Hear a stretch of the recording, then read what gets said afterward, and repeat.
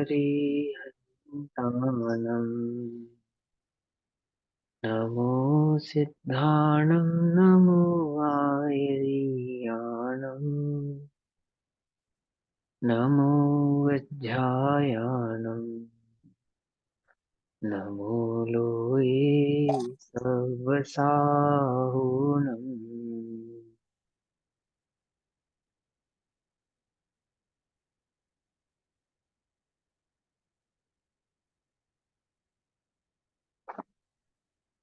मङ्गलं भगवान् वीरो मङ्गलं गौतमो गणी मङ्गलं कुन्दकुन्दार्द्यो जैनधर्मोऽस्तु मङ्गलम्। सर्वमङ्गलमाङ्गल्यं सर्वकल्याणकारकम् प्रधानां सर्वधर्माणां जैनं जयतु शासनम्। मोक्षमार्गस्य नेतारम् वेतारं कर्मभूभृताम् यातारां विश्वतत्त्वानां वन्दे तद्गुणलब्धये।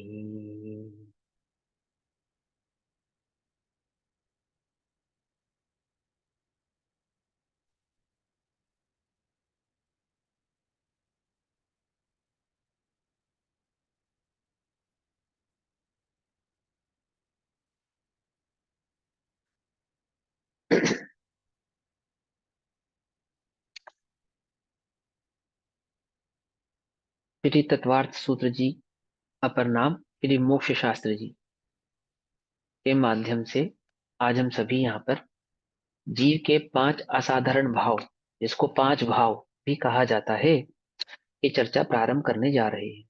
ठीक, 5 भाव की चर्चा प्रारंभ करेंगे तत्वार्थ सूत्र जी के माध्यम से। तत्वार्थ सूत्र अध्याय नंबर 2, सूत्र नंबर 1, दूसरे अध्याय का पहला सूत्र। 5 भावों की चर्चा, जीव के 5 असाधारण भाव। 5 असाधारण भाव की चर्चा करने से पहले अपने को कुछ बात ध्यान में आनी चाहिए। हम्म, सूत्र लिखने वाले आचार्य उमा स्वामी, और उमा स्वामी आचार्य कुंद देव के शिष्य। ठीक, अब आचार्य कुंद देव और आचार्य उमा स्वाति या उमा स्वामी इस प्रकार से आगम की इस बात को कहते हैं, रखते हैं। ये दो बातें हमें तब समझ में आएगी जब हमें निमित्त नैमित्तिक भाव के कथन की शैली को समझ में आए, हमारे समझ में आनी चाहिए वो बात, है ना। तो सूत्र शुरू करने से पहले या भाव को शुरू करने से पहले अपने को कुछ बातें बहुत अच्छे से क्लियर होनी चाहिए। क्या क्लियर होना चाहिए? कि दो द्रव्यों के बीच में निमित्त नैमित्तिक संबंध नहीं होता। क्या नहीं होता? सॉरी, कर्ता कर्म संबंध नहीं होता, निमित्त नैमित्तिक संबंध होता है। फिर बोलता हूं, अभी भी मैंने गलत बोला है मालूम। दो द्रव्यों के बीच में निमित्त नैमित्तिक संबंध नहीं होता, बिल्कुल सही है ये बात। क्या कहा? दो द्रव्यों के बीच में निमित्त नैमित्तिक संबंध नहीं होता। दो द्रव्यों के बीच में कर्ता कर्म संबंध भी नहीं होता, निमित्त नैमित्तिक संबंध भी नहीं होता। दो द्रव्यों के दो दो द्रव्यों की पर्यायों के बीच में, कार्य के बीच में निमित्त नैमित्तिक संबंध होता है। सही बात समझ में? दो द्रव्यों की पर्यायों के बीच में, द्रव्यों के बीच में नहीं, दो द्रव्यों की पर्यायों के बीच में निमित्त नैमित्तिक संबंध होता है। और इस निमित्त नैमित्तिक संबंध की शैली का सबसे ज्यादा प्रयोग करके आचार्य देव ने आगम में कथन किया है। सर्वाधिक सर्वाधिक कथन जो आपको आगम में मिलने वाला है, वो कौन सा मिलने वाला है? निमित्त की प्रधानता से किए जाने वाले कथन सर्वाधिक प्राप्त होते हैं। ऐसा क्यों होता है? क्या कारण है इसके पीछे? आप कर्ता कर्म संबंध जो दो द्रव्यों के बीच में नहीं है, दो पर्यायों के बीच में नहीं है, उसकी प्रधानता से कथन ना करके निमित्त नैमित्तिक संबंध, निमित्त नैमित्तिक समझते हो किसको कहते हैं? पहले तो निमित्त नैमित्तिक समझा देता हूं मैं किसे कहते हैं। एक काकतालिक नय होता है, काकतालिक नय। काकतालिक नय है, सुना ही होगा आप लोगों ने। एक पेड़ की डाल टूटने वाली थी, किसी पेड़ की डाल ना टूटने वाली थी, और एक कौवा कहीं से उड़कर आया और उस डाल पर जाकर बैठा। तो जैसे ही कौवा डाल पर बैठा, वैसे ही डाल टूट गई। अब ये बताओ कि डाल कौवे के बैठने से टूटी या नहीं। प्रश्न ये है। क्या कहा? क्या कौवे के बैठने से पेड़ की डाल टूट सकती है? नहीं टूटती ना। परंतु कौवे के बैठने का काल और डाल के टूटने का काल एक है। उस एक काल में दो कार्य होने पर, तो उन दो कार्यों को किसी एक की वजह से होना कहना, जैसे कौवे के बैठने से डाल टूट गई ऐसा कहना, ये क्या है? निमित्त नैमित्तिक कथन है। द्रव्य, जीव के जीव के गुणों में कुछ परिणमन होना और वहां पुद्गल के गुणों में कुछ परिणमन होना, दोनों परिणमनों का एक काल में होना, उस एक काल में होने वाले परिणमनों के आधार से जीव के कारण पुद्गल में अथवा पुद्गल के कारण जीव में ये कार्य हुआ है ऐसा कहना, यह निमित्त नैमित्तिक कथन कहलाता है।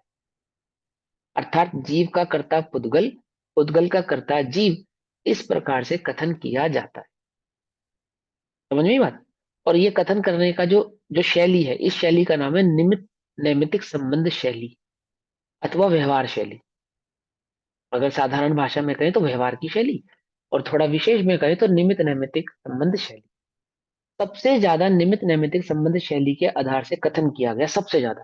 क्यों किया गया? किस लिए किया गया? किस कारण से किया गया? बोलो, विचार करके बताओ। क्योंकि उपदेश किसको दिया जाता है? ज्ञानी को या अज्ञानी को?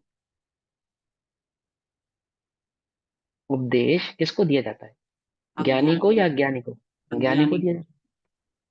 अज्ञानी को ज्ञानी बनाने के लिए उपदेश दिया जाता है ना। इसलिए अज्ञानी की जो बात समझ में आए, अज्ञानी को जो भाव जल्दी समझ में आए, अज्ञानी को जो बात विशेष प्रकार से समझ में आए, उस शैली में कथन सर्वाधिक किया जाता है। क्योंकि कथन का वास्तविक उद्देश्य ही है मलेच्छ को ज्ञानी बनाना, और मलेच्छ को कथन मलेच्छ भाषा में किया जाता है ना। ज्ञानी को उपदेश की आवश्यकता नहीं पड़ती, ज्ञानी तो थोड़ा कहने पर बहुत समझते हैं। अज्ञानी को बहुत समझाना पड़ता है, अज्ञानी को बार बार विशेष प्रकार से कथन करना पड़ता है, तो जाके उसे वस्तु स्वरूप या वस्तु का स्वभाव समझ में आता है। क्योंकि अज्ञानी को कथन करना है, उसको उसके उसकी अपेक्षा से कहना है, मलेच्छ को उपदेश देना है। तो इसलिए शैली भी कौन सी इस्तेमाल की गई, प्रयोग की गई? वह जो अज्ञानी की जल्दी समझ में आ जावे, वह कौन सी शैली है? वो व्यवहार शैली अथवा निमित्त प्रधान शैली है। निमित्त नैमित्तिक कथनों की अपेक्षा से सर्वाधिक कथन किया जाता है। ज्ञानी निमित्त नैमित्तिक कथनों को पढ़ के भी उसमें सारभूत तत्व को भली प्रकार से निकाल लेते हैं, अथवा थोड़ा कथन करने पर भी बहुत समझ जाते हैं। तो बहुत अधिक कथन करने की आवश्यकता ज्ञानियों के लिए नहीं पड़ती, उनको तो इशारा काफी है ना। जो स्टूडेंट होते हैं ना समझदार, थोड़े इंटेलिजेंट होते हैं, उनको थोड़ा पढ़ाने पर भी वो ज्यादा समझते हैं। थोड़े थोड़े कम इंटेलिजेंट या थोड़े कम समझदार जो बच्चे होते हैं, उनको थोड़ा विशेष पढ़ाना पड़ता है, होता है नहीं होता? थोड़ा विशेष डिस्क्राइब देना करना पड़ता है, डिस्क्रिप्शन देने पड़ते हैं, विशेष विशेष प्रकार के उदाहरण देने पड़ते हैं, तो उन्हें जल्दी समझ में आता है। और जिनको पहले से, जो पहले से ही समझदार होते हैं, समझदार जिनको समझ में आती है बात, उनको थोड़ा कहने पर भी जल्दी समझ में आ जाता है, बहुत समझ में आ जाता है, होता नहीं होता ऐसा? ऐसे ही उपदेश की शैली में भी होता है, क्योंकि मलेच्छ को ध्यान में रखते हुए कथन किया जाता है। तो कथन जो किया जाता है वो मलेच्छ भाषा में सर्वाधिक किया जाता है, और आर्य भाषा में कम कम ही कहा जाता है। थोड़ा कहने पर भी बहुत समझ में आता है।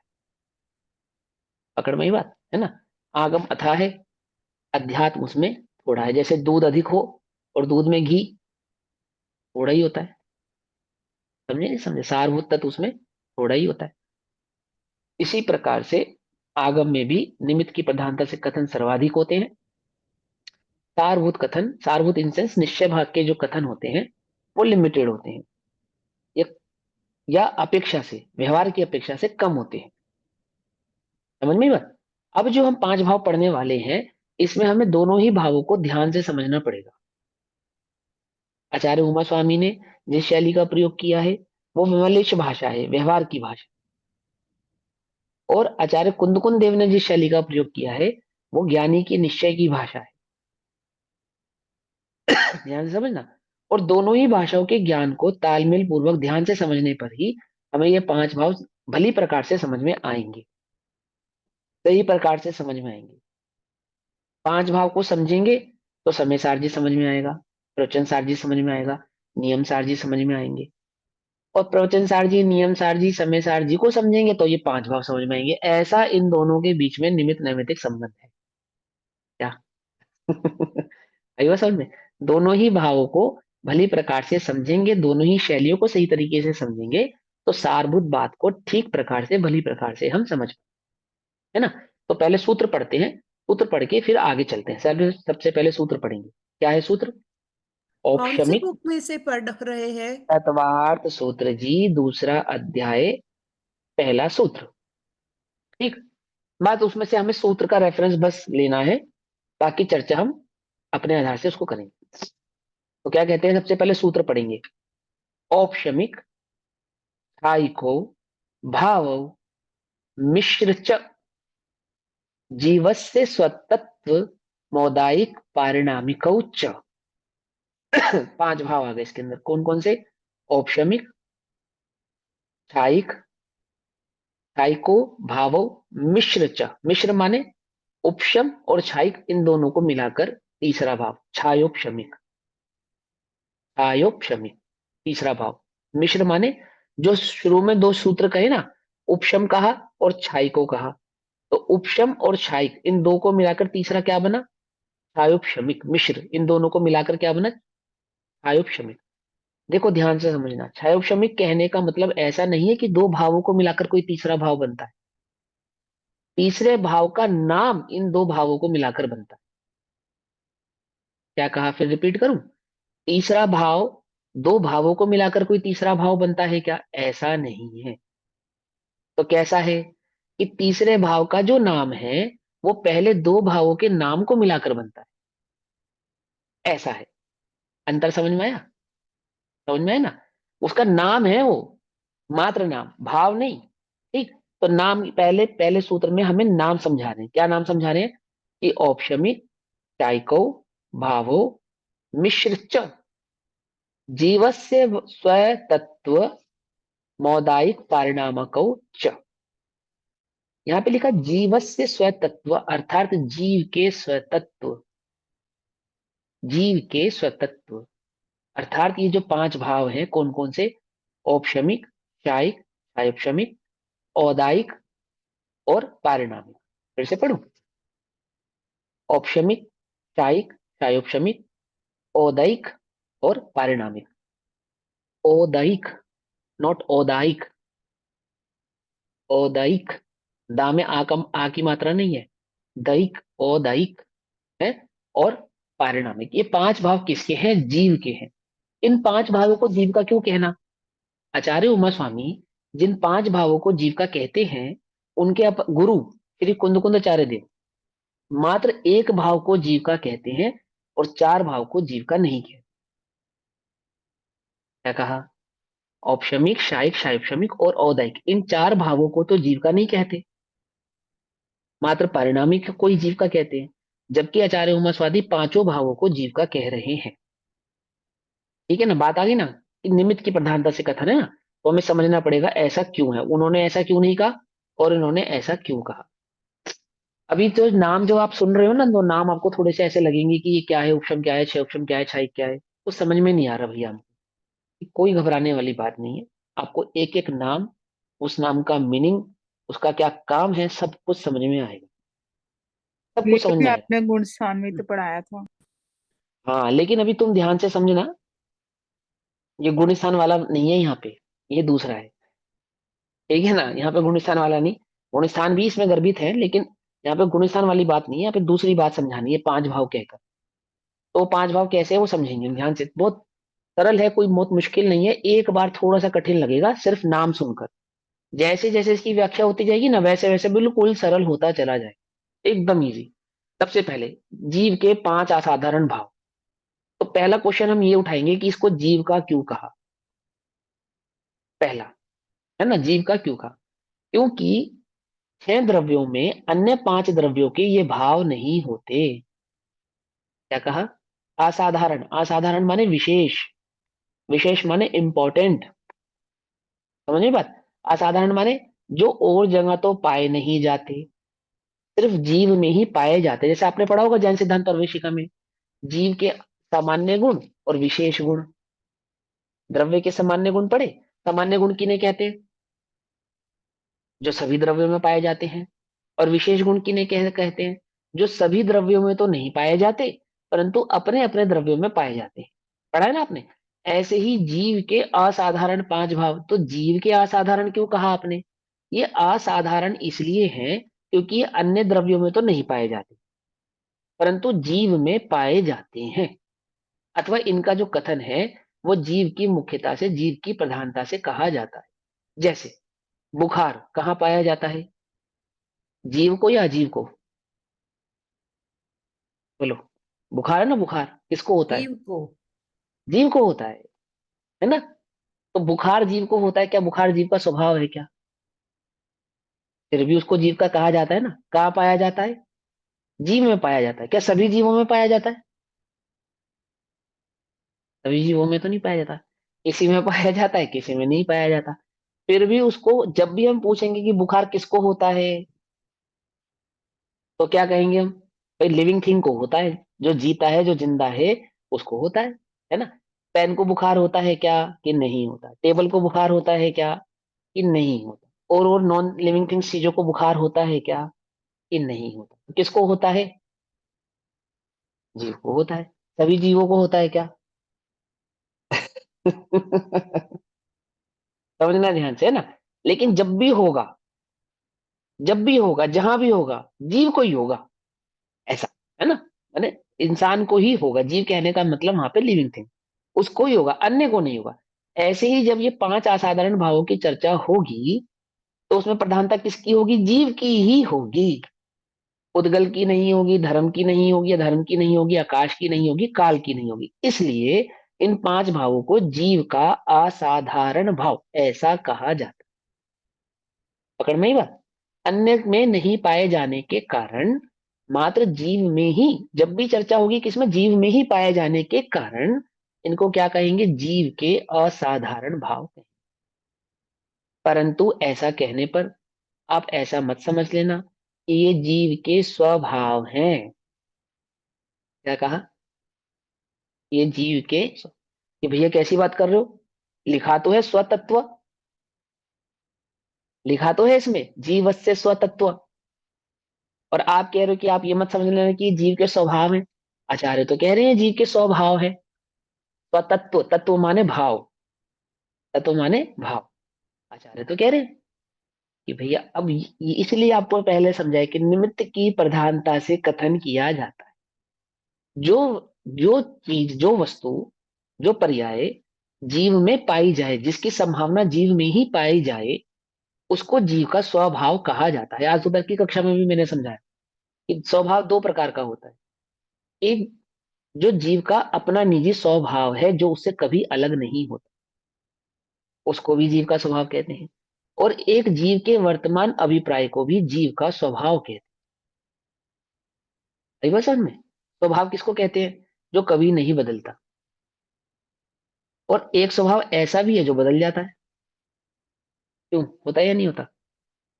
होता है ना? जैसे जीव का स्वभाव है 2 टांग, 2 आंख, 2 नाक, कान, पैर, ये सब जीव का स्वभाव है। कुछ लोगों में क्रोध का स्वभाव होता है, लेकिन फिर आप कुछ समय बाद किसी घटना से या किसी वजह से उनमें क्रोध कम हो जाता है। तो आप लोग कहते हैं ना कि भैया इनका स्वभाव तो बहुत बदल गया, पहले से तो बहुत बदल गया। बदल गया, बदल गया ना? तो एक स्वभाव ऐसा जो बदल जाता है, उसको भी स्वभाव कहते हैं। एक स्वभाव जो कभी नहीं बदलता, उसको भी स्वभाव कहते हैं। एक जीव का पारिणामिक भाव, वास्तविक जीव का जो स्वभाव है वह तो पारिणामिक भाव है। जो अन्य 4 भाव हैं वो जीव के स्वभाव भाव नहीं है, परंतु जीव में पाए जाने के कारण उन्हें जीव का स्वभाव ऐसा कहा जाता है। अर्थात स्व माने अपना, भाव माने होना। अब यहाँ भाव का अर्थ करेंगे। पहले तो जीव के असाधारण भाव क्यों कहा? क्योंकि जीव भैया के सिवा अन्य कहीं पाए नहीं जाते, इसलिए मात्र जीव के ही हैं, अन्य के नहीं। एक बात। दूसरी बात, स्वतत्व स्वभाव कहने का तात्पर्य उसको जीव का स्वभाव अर्थात पारिणामिक भाव ऐसा समझने की भूल नहीं करना, क्योंकि वो जीव में ही पाए जाते हैं, इस अपेक्षा से उसको जीव का स्वभाव कहा जा रहा है। और स्वभाव कहने का तात्पर्य पारिणामिक वाला स्वभाव नहीं। ठीक है ना? हाँ हिमल जी, क्या क्वेश्चन है बताइए। इसमें निमित्त क्या, आपने निमित्त की अपेक्षा बोला कि जीव हम्म, में जीव के कहे जाते हैं, तो निमित्त कौन है इसमें? अभी नहीं निमित्त समझ में क्या आएगा, है? अभी थोड़ा, अभी शांति से सुनोगे फिर समझ में आएगा, है ना? हाँ, अभी थोड़ा सा अभी भाव से चलेंगे ना, तभी तो समझ में आएगा किस किस निमित्त की अपेक्षा से कहे जा रहे हैं। हाँ अभी तो समझाएंगे, अभी समझो, है ना? आगे। तो जीव जीवस्य स्वभाव। अब भाव शब्द का मतलब क्या होता है ये थोड़ा हम समझेंगे। भाव किसे कहते हैं? भाव, तो भाव शब्द के कई अर्थ होते हैं।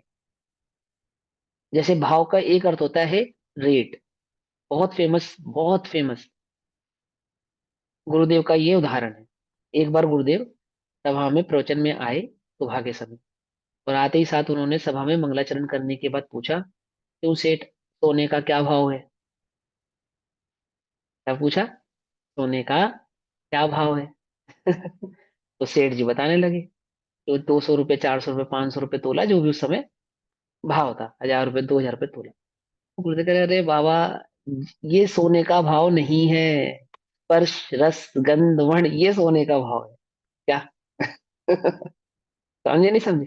तो जगत में जो कहते हैं भाव, तो भाव कहने का तात्पर्य रेट लोक में होता है, लेकिन जिनवाणी में भाव कहने का तात्पर्य रेट भाव प्राइस नहीं होता।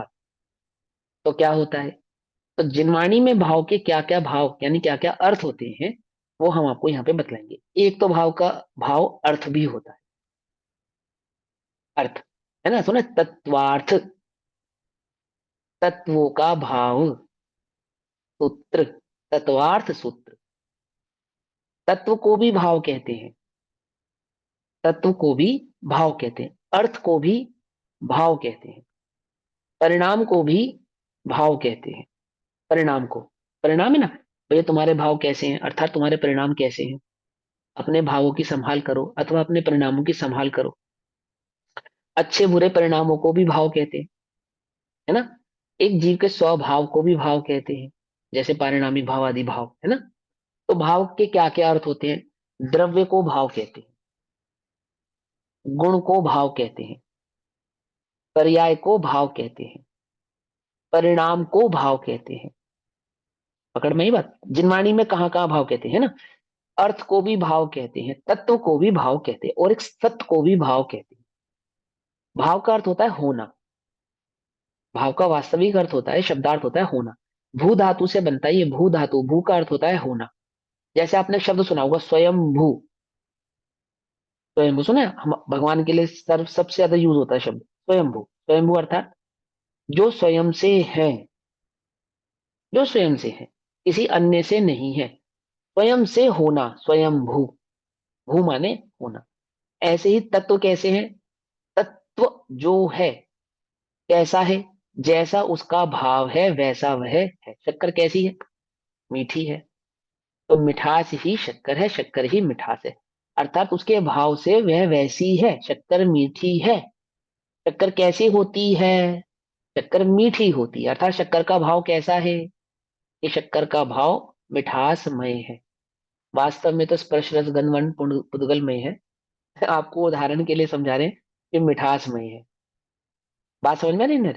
ऐसे ही द्रव्य भी है, सत, सत माने होना, अस्तित्व, अस्तित्व माने है माने होना। तो द्रव्य सत, गुण सत, पर्याय सत। इस अपेक्षा से द्रव्य भी भाव कहलाता है, गुण भी भाव कहलाता है, और पर्यायों को भी भाव कहते हैं। शक्तियों को भी भाव कहते हैं, भाव शक्ति, अभाव शक्ति, भाव अभाव शक्ति, है ना, प्रगट आदि होने की अपेक्षा से। हालांकि वो पर्यायों का ही भेद है, तो वह उसमें गर्भित हो गया। तो भाव शब्द के क्या क्या अर्थ हुए? भाव शब्द का अर्थ हो गया द्रव्य, गुण, पर्याय, होना और परिणाम। ये मूल आपको याद रखने चाहिए बस, और बाकी विशेष याद रखने की आवश्यकता नहीं है। कौन कौन से? कहीं कहीं पे द्रव्य को भी भाव कहेंगे, कहीं कहीं पे गुणों को भी भाव कहेंगे, कहीं कहीं पे पर्यायों को भी भाव कहेंगे, और कहीं कहीं पे परिणामों को भी भाव कहेंगे। स्वभाव को भी भाव कहेंगे, नो तत्वों को भी नो भाव ऐसा कहते हैं, क्योंकि तत्व का दूसरा नाम भाव है ना। तो नो तत्व अर्थात नो भाव, अर्थ का मतलब भी भाव है ना। हाँ जी हिमल जी बताइए। अगर तत्व का मतलब भाव है, अर्थ का मतलब भाव है, तो तत्वार्थ का मतलब भाव भाव है। हाँ, तत्वार्थ का मतलब भाव है कि तत्व के भाव को, तत्व अर्थ का मतलब प्रयोजन भी होता है। हर जगह हर अर्थ का एक ही मतलब नहीं होता। ठीक है, मैं तो आपको सिर्फ अर्थ उसका का मतलब समझा रहा हूँ। अर्थ का अर्थ का मतलब मतलब, पदार्थ भी हो सकता है कि नहीं? अर्थ का मतलब प्रयोजन होता है। ठीक है, ये तो थोड़ा सा व्याकरण है बस, और कुछ नहीं। ये व्याकरण समझाने के पीछे लॉजिक क्या है, क्यों समझ रहे हैं हम इस व्याकरण को? इस व्याकरण को समझ हम इसलिए रहे हैं क्योंकि जब हम आगे बढ़ेंगे और आगे पढ़ेंगे तो ये भाव हमें अच्छे से समझ में आएगा। देखो फिर से शब्द है, ये भाव हमें अच्छे से समझ में आएगा। भाव मतलब कि उसका अभिप्राय,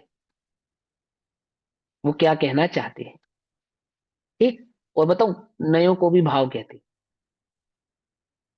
ठीक है, कैसे? वक्ता के अभिप्राय को नय कहते हैं, अर्थात अभिप्राय माने भाव।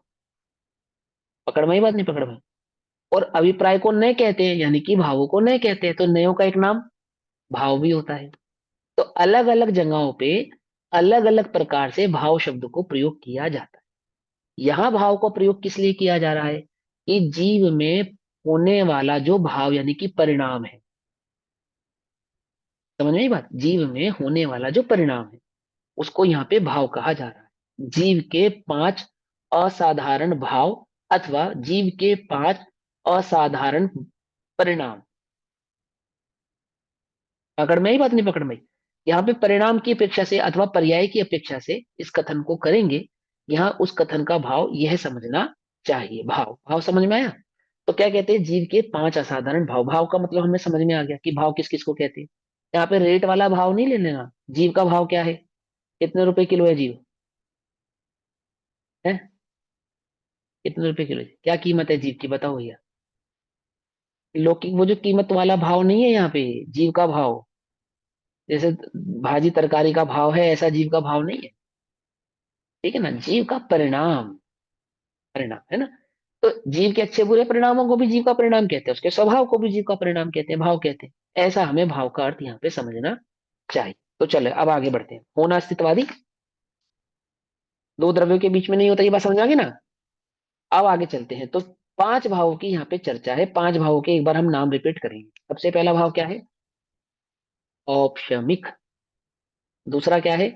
चायिक। तीसरा क्या है? औपशमिक और क्षयिक को मिलाया चायोपशमिक। तीन। चौथा क्या है? औदयिक। क्या है?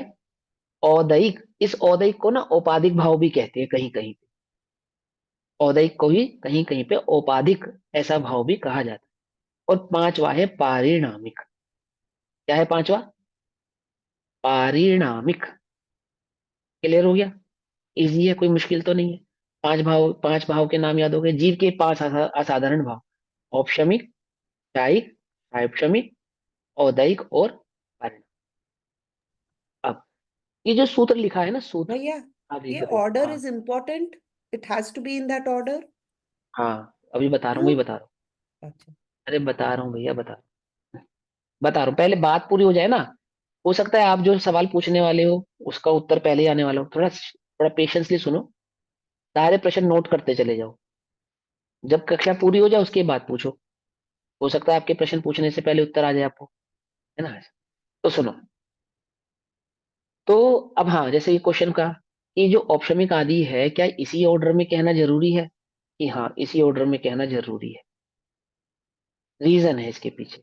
ठीक, हम समझने की अपेक्षा से, कहने की अपेक्षा से, अपने को इजी पड़े उसकी अपेक्षा से आगे पीछे नाम ले सकते हैं। लेकिन आचार्य देव ने इस ऑर्डर में इन नामों को रखा है, उसके पीछे लॉजिक है। सबसे पहला लॉजिक तो है सूत्र। इसको कहते हैं सूत्र की अ, सुंदरता, शायद सुंदरता या भावना ऐसा नाम है उसका। या सूत्र लिखने का जो एक नियम होता है। क्या नियम होता है सूत्र लिखने का? तो सूत्र लिखने का ये नियम होता है। पहले तो सूत्र समझो किसे कहते हैं। सूत्र माने फॉर्मूला।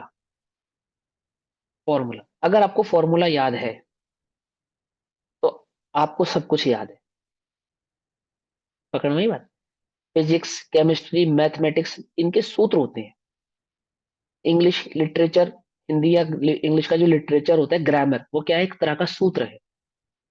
अगर आपको सूत्र याद हुए तो उस संबंधी सारी जानकारी आपके पास है। सूत्र माने कि बहुत विस्तृत जानकारी को नॉलेज को कम शब्दों में बांध लेना, उसको कहते हैं सूत्र। साधारण परिभाषा, विस्तृत जानकारी को, बहुत सारे एक्नॉलेजमेंट को कुछ कम शब्दों में इंक्लाइन कर लेना, बना उसको कंप्रेस कर लेना, तो क्या कहलाता है, सूत्र कहलाता है। जैसे a+b होल स्क्वायर, ये एक सूत्र है। a² + b² = 2ab, है ना, ये एक सूत्र है। इस सूत्र में क्या है, एक बहुत बड़ी इक्वेशन छुपी है।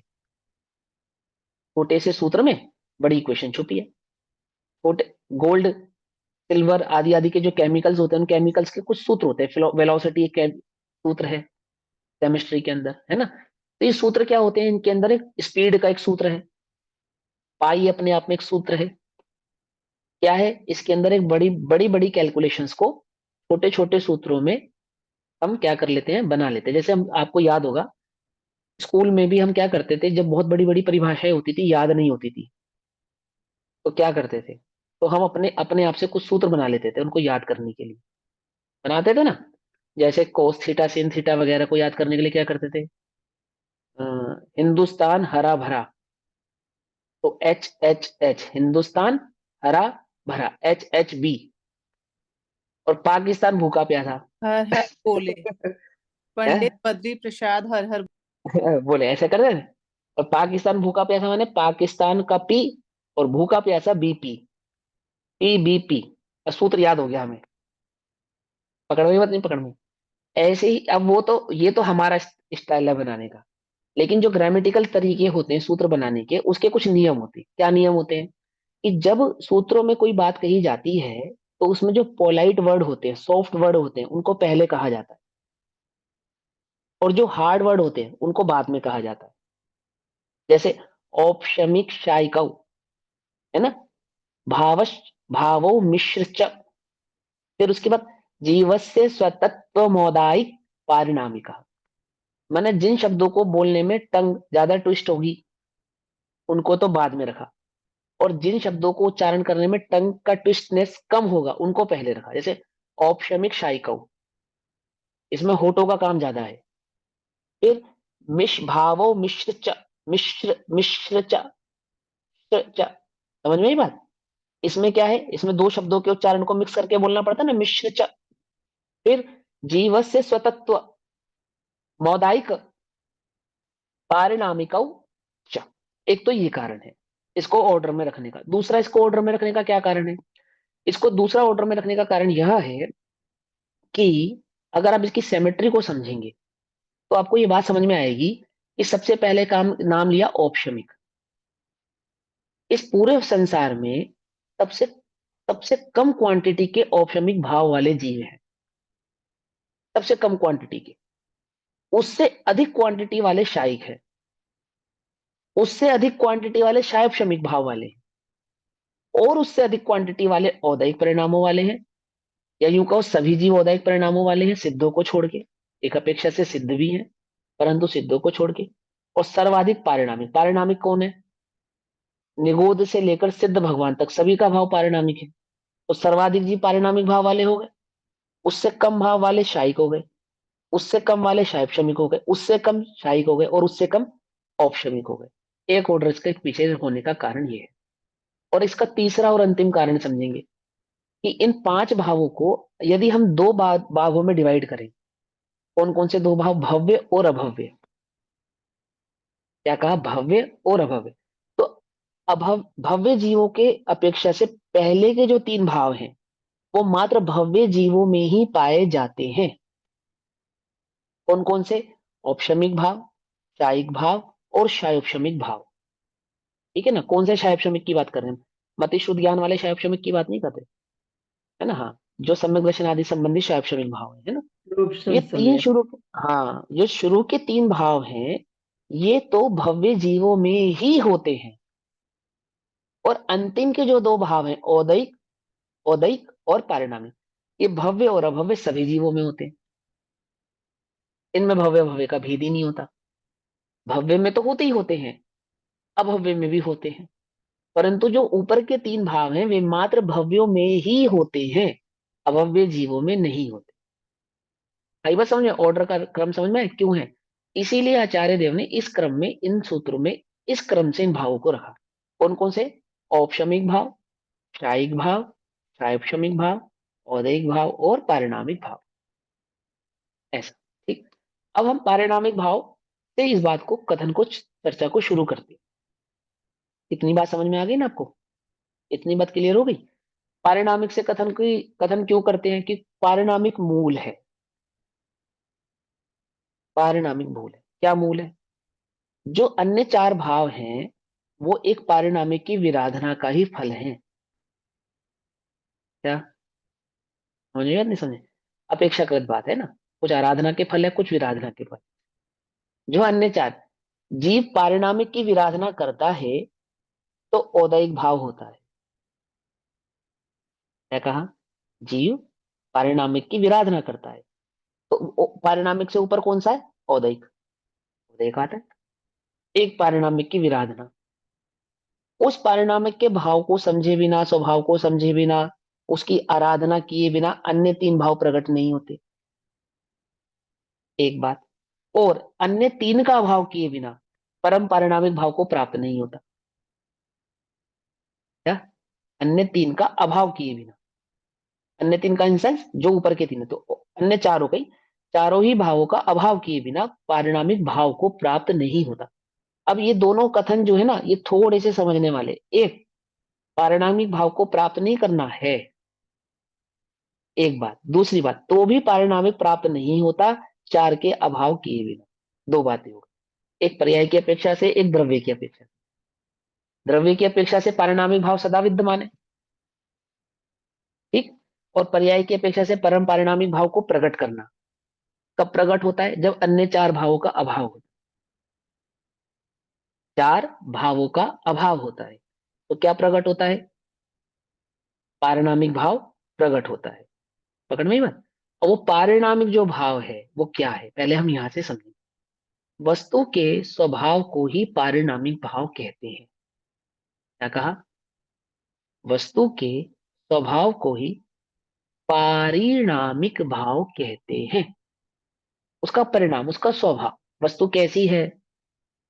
कि जैसी है वैसी है। जीव जीव है, अन्य कोई भाव जीव में नहीं है, अन्य कुछ जीव में नहीं।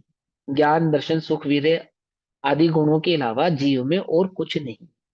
इसी बात को एक अन्य अपेक्षा से भी कहा जा सकता है कि छहो द्रव्य पारिणामिक भाव वाले होते हैं, अर्थात जो अपने में रहे, जिसकी सत्ता किसी पर के कारण ना हो, जिसका परिणमन किसी पर के कारण ना हो, जिसमें जो भी एक्टिविटी होनी है वो किसी पर की अपेक्षा से नहीं होनी है। समझिए बात? जो है अपने ही आधार से है, अपने में ही है और अपने में ही परिणमित है। स्वद्रव्य, स्वक्षेत्र, स्वकाल, स्वभाव में जो परिणमने वाला है, स्वद्रव्य, स्वक्षेत्र, स्वकाल, स्वभाव से ही जो रहने वाला है, स्वद्रव्य, स्वक्षेत्र, स्वकाल, स्वभाव में ही जिसका अस्तित्व है, उसको पारिणामिक कहते हैं। जीव पुद्गल में पाया जाता है कि नहीं पाया जाता? पुद्गल जीव में पाया जाता है कि नहीं पाया जाता? क्या कोई अन्य द्रव्य किसी अन्य द्रव्य में पाया जाता है कि नहीं पाया जाता? कहाँ पाए जाते हैं? कि सभी द्रव्य अपने अपने भाव में ही रहने वाले हैं। अपने अपने स्वभाव यानी कि नेचुरल भाव को क्या कहते हैं? पारिणामिक भाव कहते हैं। नेचुरल, प्राकृतिक जो हमारा भाव है, बिल्कुल नेचुरल भाव, इंडिविजुअल भाव। क्या क्वेश्चन? आपका क्वेश्चन पूछ लो आप, ऐसे ही समझ में नहीं आया हमें। सिद्ध में पारिणामिक भाव के साथ शायिक भाव भी होता है, तो अभी क्यों कहते हैं, कहते हो कि शायिक भाव के कहते अभाव हैं, से? कहते हैं, कहते हैं, होता नहीं है। तत्वार्थ कहते से हैं, होता नहीं है। चैप्टर 10 में है। हाँ अभी पढ़ो ना, तो सिर्फ तभी तो पढ़ा रहे हैं, निमित्त की अपेक्षा से कथन किया जा रहा है। समझो ध्यान से। नॉलेज बहुत बढ़ा ली, अपेक्षा ही नहीं समझ में आई। समझे? हाँ, अपेक्षा ही नहीं समझे। अपेक्षा समझा रहे हैं हम आपको, नॉलेज नहीं दे रहे हैं। अपेक्षा समझा रहे हैं तो वो समझेंगे ध्यान से। शायिक भाव कहना और शायिक भाव होना, ये दो बातों में अंतर है। क्या कहा, फिर से बोले। शायिक भाव कहना और शायिक भाव होना, पकड़ में ही बात नहीं पड़, देखो सुनो। मैं मैं पिता बन सकता हूं या नहीं बन सकता? बोलो। बन सकता हूं। लेकिन मुझे पिता बनने के लिए पुत्र की आवश्यकता है या नहीं है? यदि पुत्र ना हो तो क्या मैं पिता हो सकता हूं? बोलो। नहीं हो सकता, ये बात तो पक्की है। लेकिन मुझे पुत्री हो पुरुष गई होने तो के लिए। हो गई ना आप। पुत्री होंगी तो भी अरे पिता होंगे। हाँ हाँ, अरे भैया आप तो उदाहरण पकड़ते हो, सुनो ध्यान से। पुत्र हो चाहे पुत्री हो, बालक होना चाहिए। बालक है ना, बालक चाहिए। तो मुझे बालक चाहिए या मेरे को संतान चाहिए। संतान के बिना में क्या नहीं हो सकता? पिता नहीं हो सकता। संतान के बिना नहीं हो सकता ना। लेकिन पुरुष होने के लिए मुझे क्या चाहिए? बाय डिफॉल्ट, बाय स्वभाव से ही हूं ना मैं। बाय डिफॉल्ट तो स्वभाव से ही हूं। उदाहरण है ना, पुरुष। लेकिन पिता होने के लिए संतान चाहिए। दो बातें समझ में आई हैं? अच्छा, अब एक बात सुनो, कि पिता पुरुष ही होगा। पिता पुरुष ही होगा, ये बात पक्की है। अन्य नहीं होगी, स्त्री नहीं होगी, स्त्री तो माँ होगी, पिता नहीं कहलाएगी। पकड़ में आई नहीं, पकड़ में आई? तो पिता जो होगा वो तो पुरुष ही होगा, लेकिन सभी पुरुष पिता होंगे क्या? सभी पुरुष तो पिता नहीं होंगे। लेकिन पुरुष पिता होने के लिए संतान होना आवश्यक है, और पुरुष ही होगा। ऐसे ही, अब उदाहरण से समझे। ऐसे ही समझो कि जब कर्म की अपेक्षा से मैं पिता कब कहलाऊंगा? संतान की अपेक्षा से। संतान होगी तो पिता कहलाऊंगा, संतान नहीं होगी तो पिता भी नहीं कहलाऊंगा। किसी भी जीव में शायिक भाव, शायिक कहना, उसके लिए कर्मों का क्षय, जब कर्म के क्षय की अपेक्षा से उसको कथन करेंगे तो शायिक ऐसा कहेंगे। कर्म क्षय की अपेक्षा से उस जीव का शायिक भाव उपस्थित है, ऐसा कहलाएगा। लेकिन जिसमें कर्मों की कोई अपेक्षा ही नहीं लगेगी, और निरपेक्ष भाव रहेगा, वो कैसा है? निरपेक्ष भाव कभी शायिक भाव नहीं कहलाएगा, वो मात्र पारिणामिक भाव ही कहलाएगा। निरपेक्ष अर्थात अपेक्षा रहित जीव में शायिक भाव जब कहा जाता है तो वो किसी अपेक्षा से कहा जाता है। कर्म थे, उन कर्मों का क्षय हो गया इसलिए शायिक भाव है, ऐसा कहा जाता है। लेकिन जब उस निरपेक्ष तत्व को देखा जाएगा, बिना किसी अपेक्षा के देखा जाएगा, तो क्या कहलाएगा? तब वहां पे शायिक ऐसा नहीं कहा जाएगा, पारिणामिक ऐसा ही कहा जाएगा। एक अपेक्षाकृत कथन है। और वो कैसा है, वस्तु कैसी है? वो नयातीत है, पक्षातिक्रांत है। पकड़ में ही बात है? अपेक्षाओं से परे है, वह तो बस वह ही है। शायिक भाव कहना ये अपेक्षाकृत कथन है, और वस्तु निरपेक्ष है, उसमें कोई अपेक्षा नहीं है। अपेक्षा से रहित होने के कारण वहां पे शायिक भाव भी नहीं है। क्या है? एकमात्र परम पारिणामिक भाव है, ऐसा। तो कहीं पे शायिक भाव है ऐसा भी कहेंगे जब हम कर्म की अपेक्षा से कथन करेंगे। लेकिन जब हम निरपेक्ष कथन करेंगे तो कैसा कहेंगे उसको? परम पारिणामिक भाव वाला कहेंगे। पकड़ में ही बात? और दूसरी बात, परम पारिणामिक भाव की दृष्टि हुए बिना, परम पारिणामिक भाव का अनुभव हुए बिना शायिक भाव प्रकट होता ही नहीं है। शायिक भाव की दृष्टि करने पर शायिक भाव प्रकट नहीं होगा, और परम पारिणामिक भाव की दृष्टि करने पर शायिक भाव प्रकट हुए बिना रहेगा नहीं। एक बात। और जिन्हें परम पारिणामिक भाव की दृष्टि होती है उन्हें शायिक भाव का लक्ष्य होता नहीं। जिन्हें शायिक भाव का लक्ष्य होता है उन्हें पारिणामिक भाव प्रकट नहीं होता है। क्या कहा? यह शायिक भाव प्रकट नहीं होता है। कुछ बात समझ में आ रही है, नहीं आ रही है? शायिक भाव तो समझाने के कथन है, पर्याय रूप है छाया भाव। पर्याय रूप है। और द्रव्य कैसा है? वस्तु कैसी है? पारिणामिक। हम्म। निरपेक्ष है। निरपेक्ष है, कोई अपेक्षा उसमें नहीं है। अभी समझा है ना? जो कथन है, वो 99% जो कथन है वो निमित्त की अपेक्षा से किया गया है। क्यों किया गया है? क्योंकि जो सामने समझा रहे हैं, जिसको समझने बैठा है ना, जो वो मलेच्छ है, अर्थात ज्ञानी नहीं है, या यूं कहूं अज्ञानी है, या उसको वस्तु का स्वरूप समझ में नहीं आया है। तो उसको वस्तु का स्वरूप समझाने के लिए क्या कथन करते हैं? अपेक्षाओं से कथन करते बुखार है, बुखार है। इसको मापने के लिए क्या चाहिए? थर्मामीटर चाहिए। नहीं बस समझ में? मापने के लिए क्या चाहिए? थर्मामीटर चाहिए। लेकिन थर्मामीटर से बुखार का क्या संबंध है? कोई संबंध नहीं है। सच्ची बात तो यही है। थर्मामीटर से बुखार का क्या संबंध है? कोई संबंध नहीं। लेकिन जब भी हमें बुखार जांचना होगा, देखना होगा, तो कहाँ देखेंगे? थर्मामीटर में देखेंगे। और थर्मामीटर का बुखार से संबंध क्या है? कोई संबंध नहीं। ऐसे ही जीव की जब भी व्याख्या होगी, कर्म सापेक्ष करेंगे। परंतु कर्मों से जीव का संबंध क्या है? कुछ भी नहीं है। वास्तव में कुछ भी नहीं है। कैसी गजब की बात है। संबंध कुछ भी नहीं है, और उसके बिना व्याख्या हो नहीं सकती। पकड़ में ही बात। थर्मामीटर से बुखार का संबंध कुछ नहीं है, लेकिन थर्मामीटर के बिना बुखार को मापा जा सकता नहीं। आ गई बात समझ में? सिंपल सी बात। तो सबसे पहला जीव का है पारिणामिक भाव। पारिणामिक माने क्रिस्टल क्लियर भाव, जिसके अंदर कोई अपेक्षा नहीं है, एकदम निरपेक्ष तत्व है। जैसा है वैसा है। कैसा है? कि जीव दर्शन ज्ञान सुख वीर्य आदि गुणों वाला है। उसमें अन्य कोई भाव नहीं है। वह तो बस वह ही है। हमें सार जी में क्या कहा? वह तो बस वह ही है, अन्य कुछ नहीं। अन्य कुछ नहीं। जीव कैसा है? एक पारिणामिक भाव तो मेरा है, अन्य कोई भाव मेरा नहीं है। पांच भावों में अंतिम भाव से शुरू करें, पारिणामिक भाव। तो पारिणामिक किसको कहना? द्रव्य के तत्व के भाव को परम पारिणामिक भाव कहा जाता है।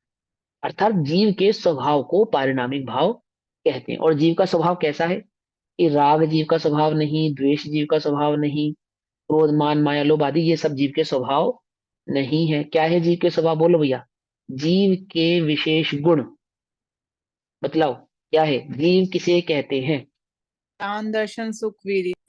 हाँ, जिसमें ज्ञान पाया जाए, दर्शन पाया जाए, सुख वीर्य आदि पाए जाते हो, उसे जीव कहते हैं। शक्कर किसे कहते हैं? जिसमें मिठास आदि गुण पाए जाते हैं, उसे शक्कर कहते हैं। है ना? ऐसे ही जिसमें ज्ञान दर्शन आदि पाया जाता हो, उसे क्या कहते हैं? उसे जीव कहते हैं। बोलो भैया, जिसमें राग द्वेष आदि पाए जाते हो, उसे जीव कहते हैं। ऐसा कहाँ है? ऐसा कहीं लिखा है?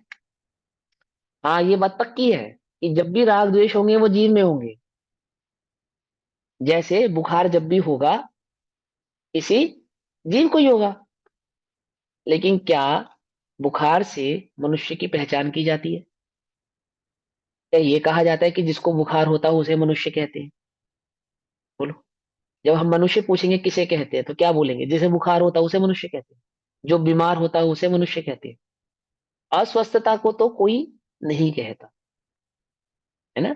जो उसका परम स्वभाव भाव है, उसकी अपेक्षा से ही उसकी पहचान की जाती है। ऐसे ही जीव किसे कहते हैं? जो उसके अपने गुण है, निजी गुण है, जो सदैव उसमें रहने वाले हैं, जो कभी उससे बाहर नहीं जाने वाले। ऐसे परम क्रिस्टल क्लियर भाव को क्या कहते हैं? पारिणामिक भाव कहते हैं। यहाँ ध्यान से देखना। पारिणामिक भाव कहते हैं। कोई दाग नहीं, कोई अपेक्षा नहीं, साफ सुथरा परिणाम, अर्थात निरपेक्ष भाव क्या कहलाता है? पारिणामिक भाव कहलाता है। इतनी बात समझ में आ गई? अनादि अनंत भी है भैया साथ में। हाँ, अनादि अनादि अनंत। अनंत भी है। अब तो हमेशा ही ऐसे रहने वाला है, कभी पलटने वाला नहीं है। सोने को, सोना सोना सोने की डली नाली में गिर जाए, तो उसके भाव गिरेगा या बढ़ेगा? भाव, रेट, रेट रेट। नाली में गिर जाए तो उसका रेट गिरेगा या बढ़ेगा? बोलो। है? वैसा की वैसा सोने के रहेगा, भाव, ना गिरेगा ना सोने बढ़ेगा। के भाव में ना गिरेगा ना बढ़े। नाले में ये पारिणामिक भाव का कमाल। वो वस्तु कहाँ है? कहाँ है होने से उसके पारिणामिक भाव में फर्क पड़ने वाला नहीं है। सोने को बढ़िया से एकदम साफ सुथरे अच्छे से मखमली गद्दे में कपड़े में रख के, बॉक्स में रख के सुनार के पास लेकर जाए, तो सोने का क्या भाव देगा? भाव माने रेट, क्या भाव देगा? है? कि जो है वही देगा। और बैंड बाजे के साथ लेकर जाए तो, बैंड बजाते हुए ले जाए, बाजा बजाते हुए एकदम पूरी एकदम झांकी के साथ, तब तो ज्यादा देगा ना, तब भी ज्यादा नहीं देगा। अरे गजब हो गया। आप झांकी निकालो, आप मिट्टी में लिटपटा के करके लेकर आओ, भाव तो वही मिलेगा जो है। क्या कहा? ये जीव कहाँ है, ये कहाँ है से इसके पारिणामिक भाव में कोई फर्क पड़ने वाला नहीं। नरक में है, स्वर्ग में है, मनुष्य गति में है, तिरंज गति में है, जैन है, नॉन जैन है, ध्यान से समझना, उल्टा नहीं पकड़ना। इसके पारिणामिक भाव में तो कोई अंतर आने वाला नहीं है। सेठ धारण करे तो कीमत बढ़ती नहीं, गरीब धारण करे तो कीमत घटती नहीं। कैसी है? जैसी है वैसी ही रहने वाली है। अच्छा, सब मिलकर उसको अपशब्द कहें, गालियां दे, कोसे, बुरा भला कहें, तब तो कीमत घट जाएगी ना उसकी। क्यों? तब भी नहीं घटेगी। अरे गजब हो गया। उसको गाली दे, उसको अपशब्द कहे, उसको भला बुरा कहे और उठा उठा के फेंके, फेंके उसे, फिर तो उसकी कीमत घट जाएगी ना। जो हो उसको ये गलती जूते से भी पैरों मारे से। तो भी कुछ नहीं होने वाला। दो में कुछ नहीं होगा, गजब हो गया। पारिणामिक भाव की ये महिमा है, जूते भी मारे। समझ गई बात? तुम अपने को कितना भी कोस लो, मैं बहुत बुरा हूं, मैं ऐसा हूं, मैं वैसा हूं, और मैंने बहुत पाप किया और बस मुझसे बुरा जगत में कोई नहीं है, पारिणामिक भाव की कीमत घटती नहीं है। तुम कितने ही घमंड कर लो, मैं बहुत ज्ञानी हूँ, धर्मात्मा हूँ, दानी हूँ, पैसा वाला हूँ, आदि आदि हूँ, कीमत बढ़ती नहीं, बढ़ती नहीं। देह सुंदर देह में है, कुरूप देह में है, पारिणामिक भाव की कीमत घटती बढ़ती नहीं है। जैसा है वैसा ही रहता है। कौन है ये परम पारिणामिक भाव है। किसका? इसका जीव का। जीव माने मेरा, समझे? मेरा कैसा हूं मैं, बुरा हूं, भला हूं, अच्छा हूं, कैसा हूं, कि जैसा हूं सदा काल सदैव वैसा ही रहने वाला। सोने सोने को सुंदर महिला पहने तो कीमत बढ़ती है? नहीं बढ़ती। कुरूप महिला पहने तो घटती है? नहीं घटती है। ये देह स्त्री पर्याय में है तो, ये आत्मा स्त्री पर्याय में है तो कीमत कम, कि हाँ भैया कीमत तो कम है इसकी, मोक्ष नहीं होगा इसको। क्यों? अथवा इसको छठा सातवां गुण स्थान नहीं होगा। और पुरुष देह में है तो कीमत ज्यादा है, या नहीं है? मोक्ष भी होगा, छठा सातवां गुण स्थान भी होगा, आदि आदि होगा। ऐसे ही है ना। जो पारिणामिक को जानते हैं, जिन्हें पारिणामिक की खबर है, जिन्हें पारिणामिक की दृष्टि है, वे ये बात जानते हैं कि स्त्री पर्याय, स्त्री स्त्री देह में होने से इस चैतन्य पारिणामिक भाव की कीमत घटती नहीं है। तुम्हें कीमत घटती हुई दिखाई दे रही है? दिखाई दे रही है, नहीं दिखाई दे रही है? इसका मतलब तुम्हें पारिणामिक की खबर नहीं है, खबर नहीं है। एक सास के पास, एक औरत के पास 2 किलो सोना था, 2 किलो। 1 किलो सोना तो टूटा फूटा, सड़ा गला, पुराना, और 1 किलो सोना बिल्कुल चमचमाता हुआ नया। गुरु जी ने तो बहुत सुंदर उदाहरण है, चमचमाता हुआ बिल्कुल नया। तो उसने अपनी दोनों बहुओं को बुलाया, है ना? तो उसने कहा कि बताओ भैया, नहीं ऐसा 1.5 किलो सोना पुराना, 1 किलो एकदम सोना पुराना। पुराना और नहीं, डेढ़ आधा किलो किलो सोना पुराना। सोना नया, और आधा हाँ, किलो डेढ़ सोना किलो नया। पुराना, एकदम सड़ा गला, बहुत पुराना, बहुत पुराने डिजाइन का टूटा फूटा। और आधा किलो सोना बिल्कुल लेटेस्ट डिजाइन का नया सुंदर हार। 2 किलो सोना ना, आधा किलो नया और 1.5 किलो पुराना। तो उसने दोनों बहुओं को बुलाया और पूछा कि बोलो भैया, तू बड़ी है, पहले तुझे ही पूछते हैं कि तू कौन सा ग्रहण करना चाहेगी। तो छोटी दुर्योधन बुद्धि वाली, दुर्योधन समझते हो, किस्सा याद है? तो वो क्या जाप जप रही है कि हे भगवान, ये नया हार ना मांग ले, या आधा किलो ना मांग ले, या आधा किलो ना मांग ले। तो बड़ी वो वो अर्जुन की बुद्धि वाली, अर्जुन बुद्धि समझ रहे हैं? उसने कहा कि मुझे आप 1.5 किलो सोना दे दो। तो जो छोटी है ना, छोटी, वो बहुत प्रसन्न हो गई। अरे भैया, भगवान ने मेरी सुन ली। क्या सुन ली भगवान ने तेरी? बोलो भैया, फायदे में रही घाटे में रही? फायदे में रही या घाटे में रही? है? ओहो, जिन्हें पारिणामिक की दृष्टि नहीं है, वे सदैव घाटे में ही रहते हैं। क्या? जिन्हें क्षय उपशम ज्ञान की दृष्टि है, जिन्हें पुण्य के उदय की दृष्टि है, अथवा जिन्हें बाह्य तपस्चरण आदि की दृष्टि है, व्यवहार की दृष्टि है, और पारिणामिक भाव की दृष्टि नहीं है, वे उसकी तरह सदैव घाटे में ही रहते, सदैव सदैव। और जिन्हें पारिणामिक की खबर है, वे कभी घाटा खाते नहीं। क्या बोलो, क्या फर्क पड़ता है? 1.5 किलो सोने की कीमत कम है ना आधे किलो सोने के मुकाबले, क्योंकि वो टूटा फूटा है, पुराना है, सड़ा गला है ना?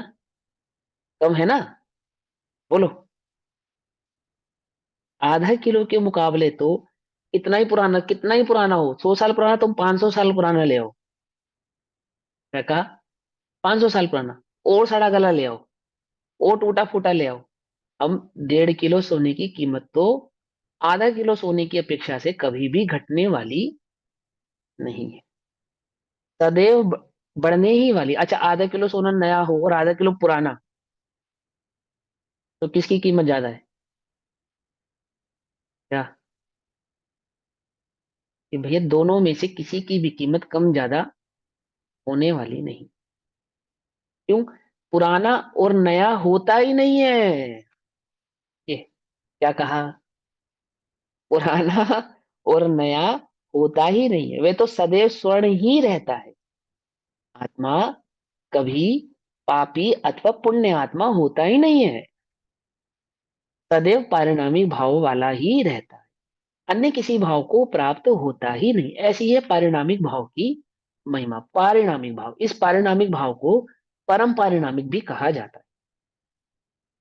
बात पारिणामिक कैसा? निरपेक्ष। निरपेक्ष मतलब जिसमें सड़ने गलने की अपेक्षा नहीं लगती, जिसमें बैंडबाजी की अपेक्षा नहीं लगती, वो नाली में पड़ा है उसकी अपेक्षा नहीं लगती, गति की अपेक्षा नहीं लगती, पर्याय की अपेक्षा नहीं लगती, परिणमन की अपेक्षा नहीं लगती, कर्म के उदय आदि आदियों की अपेक्षा उसमें नहीं लगती, चार गति की अपेक्षा नहीं लगती, देह आदि की अपेक्षा नहीं लगती, आप पुण्य के उदय की अपेक्षा नहीं लगती। किसमें नहीं लगती? किसमें नहीं लगती? पारिणामिक भाव में नहीं लगती। पकड़ में बात, जिसमें कोई अपेक्षा नहीं लगती, जो ना पापी होता है ना धर्मात्मा होता है। और एक बात बोले, और ध्यान से समझना, जिसमें भव्य अभव्य की अपेक्षा भी नहीं लगती।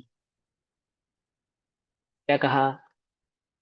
जिसमें भव्य अभव्य की अपेक्षा भी नहीं लगती, ऐसा निरपेक्ष पारिणामिक भाव कहलाता है, जो सदा से मैं था, मैं हूं और सदा रहने वाला हूं। इस एक पारिणामिक भाव की विराधना का फल ये चार भाव हैं।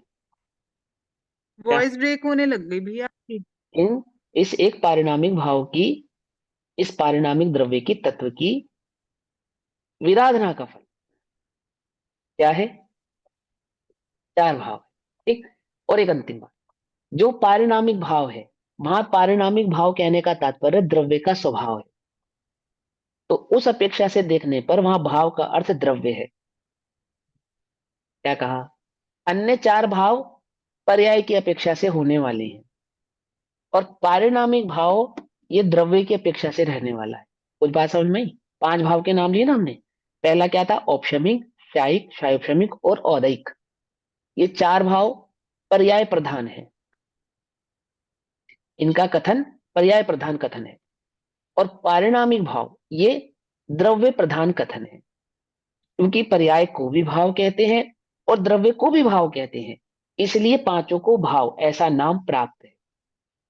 लेकिन पारिणामिक द्रव्य की मुख्यता से है और अन्य चार पर्याय की मुख्यता से है, ऐसा हमें समझना यहां पर चाहिए। आगे बात क्लियर होगी ना? पारिणामिक भाव। अब बाकी के भावों की जो चर्चा है वो हम कल करेंगे। इतना समझ में आया ना? बाकी चर्चा कल करेंगे, तब तक के लिए सभी को जय जिनेन्द्र। ओम नमः सिद्धेश्वराय।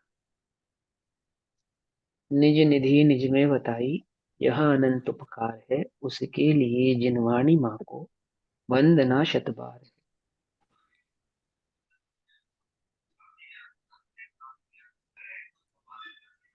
भैया ये अब उन्हें पता चला ना कि नहीं तो लीव हो जाती है मेरी।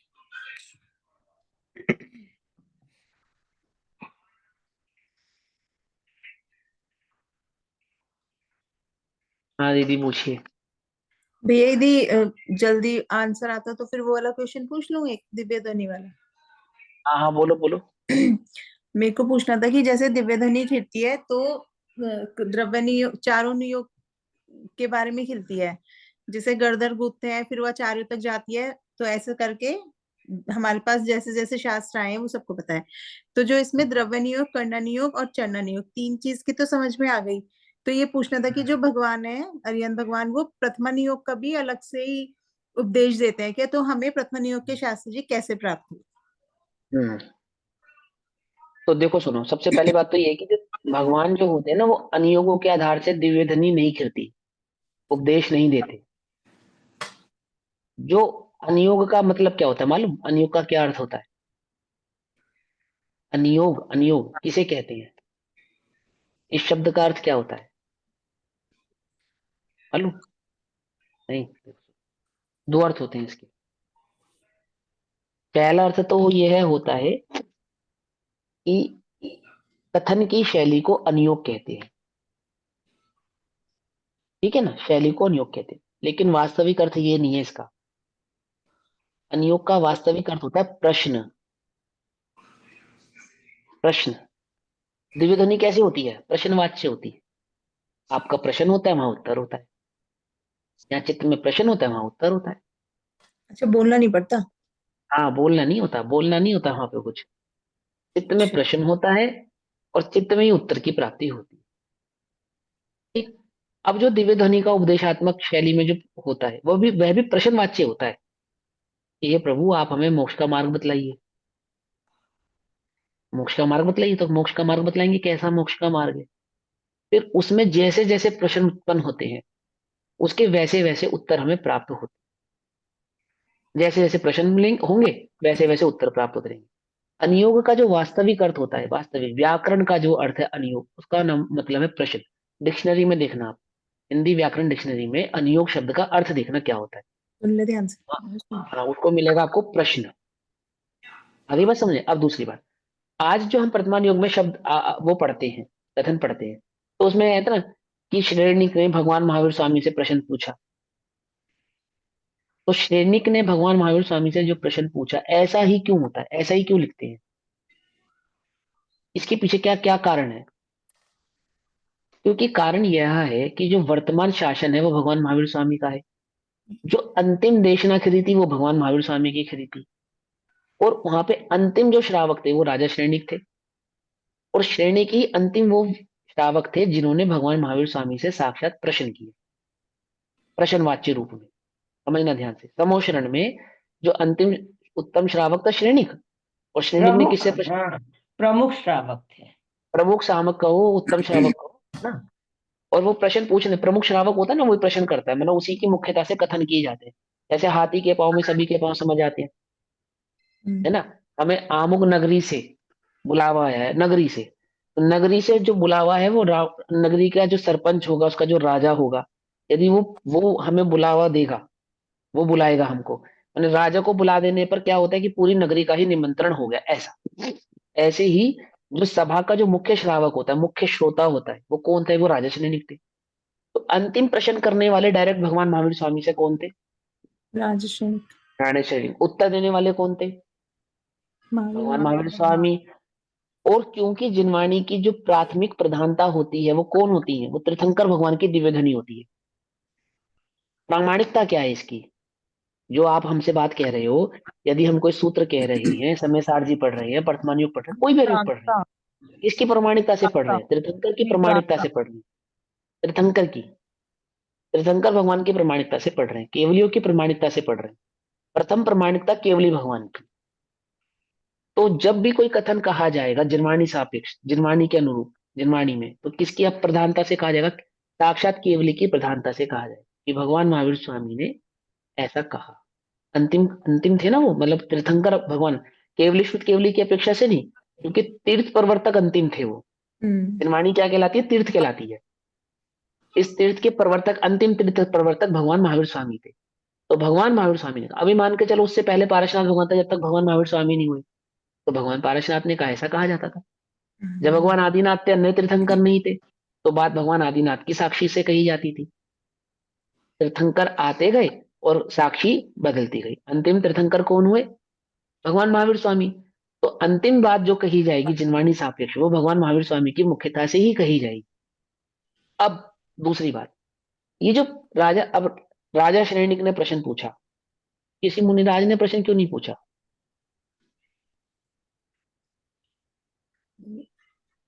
राजा श्रेणिक ने, वर्तमान युग के सभी प्रश्न पूछने वाले राजा श्रेणी की क्यों है?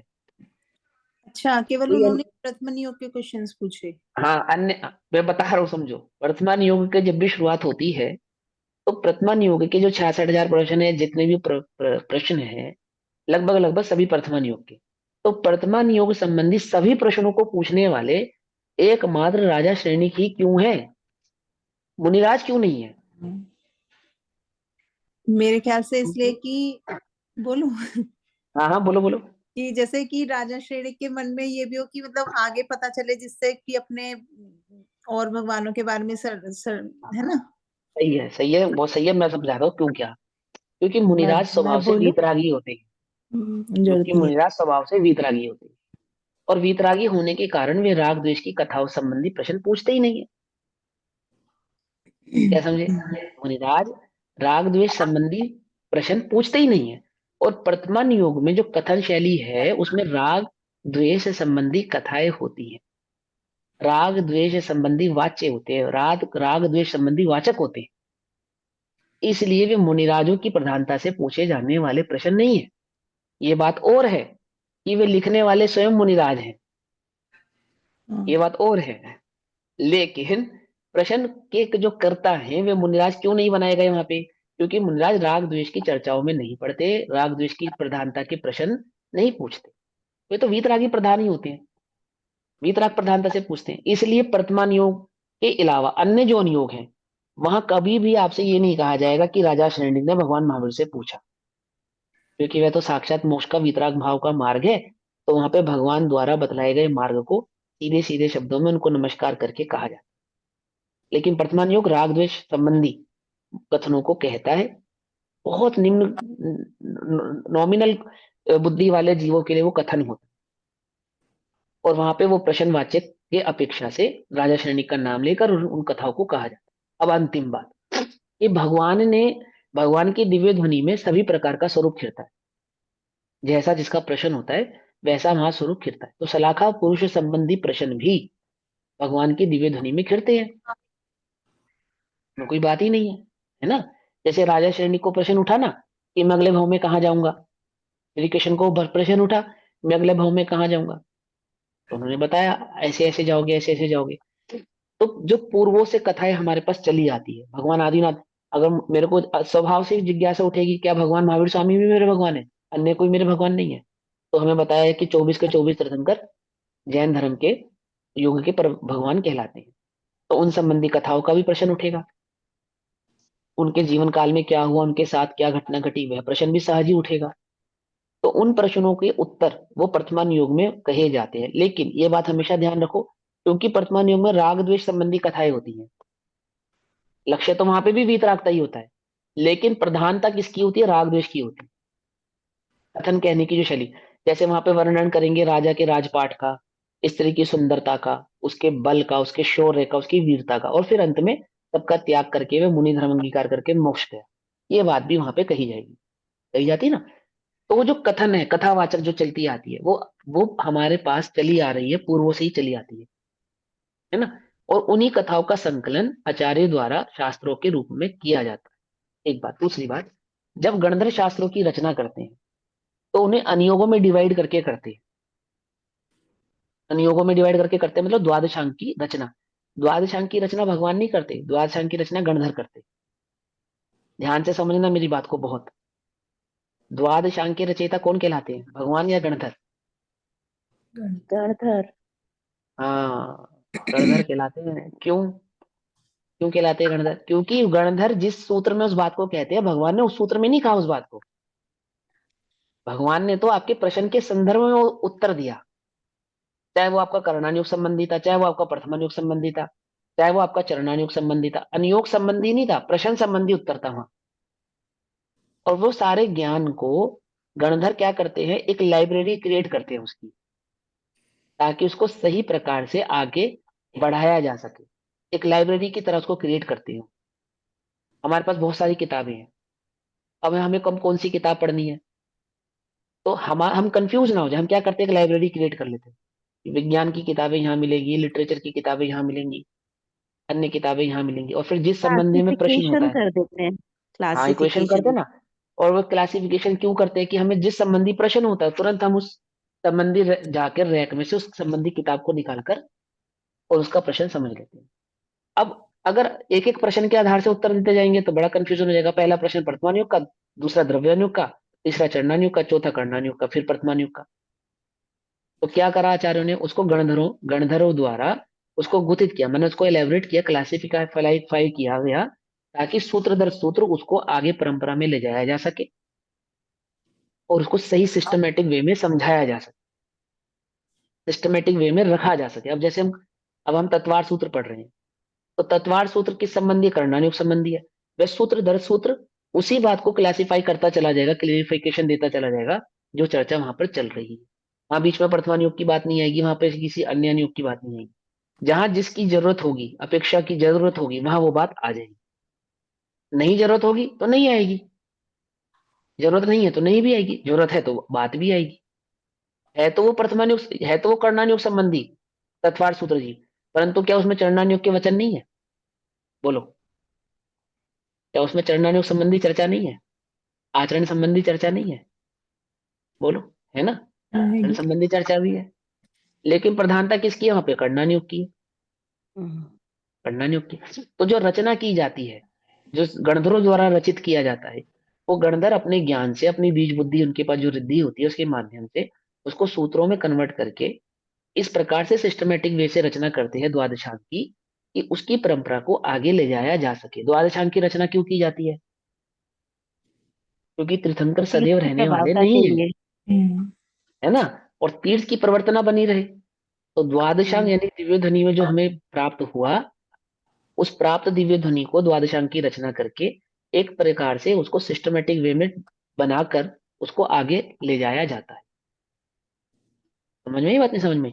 अब भगवान महावीर स्वामी को गए हुए 2500 वर्ष हो गए, लेकिन उनके द्वारा कथित धर्म को आज हम पढ़ पा रहे, समझ पा रहे, उनके भाव को आज हम ग्रहण कर पा रहे। किसके कारण?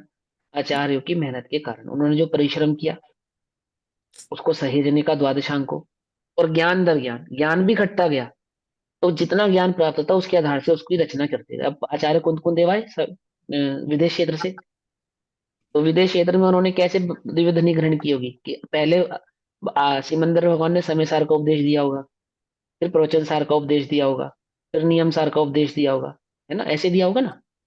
नहीं।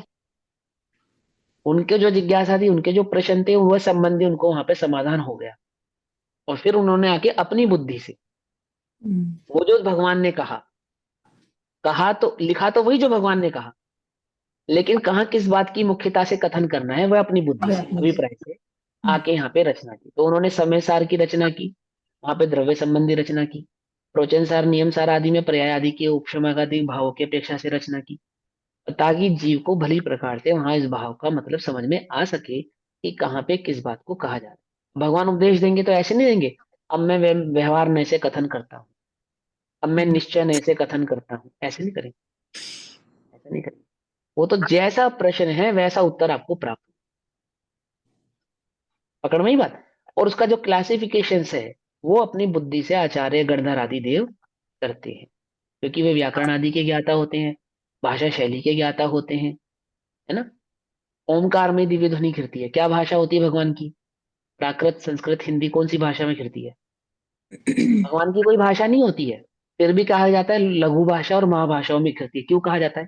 क्योंकि लघु भाषा और महाभाषाओं को जानने वाले जीव वहां उपस्थित होते हैं, और उन्हीं की भाषाओं में वे अपनी उस बात को समझते हैं। इस अपेक्षा से दिव्य ध्वनि लघु भाषा और महाभाषाओं में खिरती है, ऐसा कहा जाता है। दिव्य ध्वनि किसी भाषा में नहीं खिरती, वो तो ओमकार में ही होती है। क्योंकि मुझे वो भाषा मेरी भाषा में समझ में आती है, तो मैं क्या कहता हूँ, मेरी भाषा में खिरी। पकड़ में ही बात।